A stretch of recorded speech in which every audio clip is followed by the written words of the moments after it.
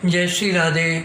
आनंद आशुलिपि पत्र का अंक 33, प्रतिलेखन संख्या 5, गति 120 शब्द प्रति मिनट, कुल शब्द 400। प्रारंभ करें। महोदय, भारत के संविधान में प्रदत्त भाषा देवनागरी है।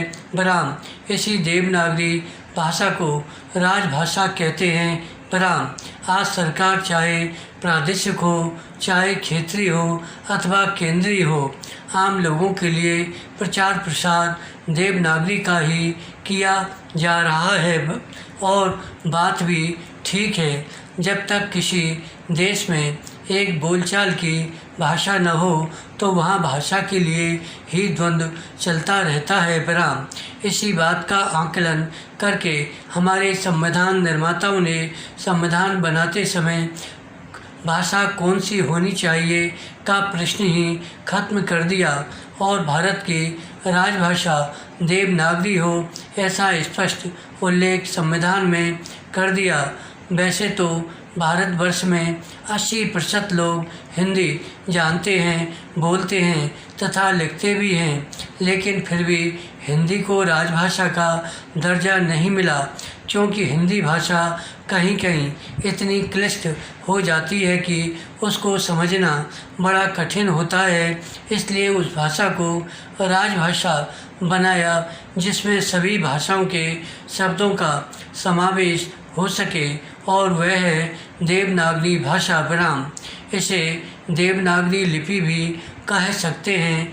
जहाँ तक बीमा क्षेत्र में भी आदमी या कंपनी की आवश्यकता की बात है, तो पहले जब कोई भी आदमी या कंपनी या समूह बीमा कराता था तो वह या तो हमारे विकास अधिकारी पर निर्भर रहता था या जो बीमा एजेंट होता था उसी की बात को ब्रह्म वाक्य अथवा विधि सम्मत मान लेता था, क्योंकि चाहे प्रस्ताव हो, चाहे पॉलिसी हो, चाहे कवर नोट हो, चाहे पॉलिसी की शर्तें हों, यानी बीमा संबंधित जितना भी साहित्य था वह अंग्रेजी में ही लिखा और छपा हुआ था और उसे अच्छी तरह से समझने वाले आज भी 2% से ज़्यादा नहीं है।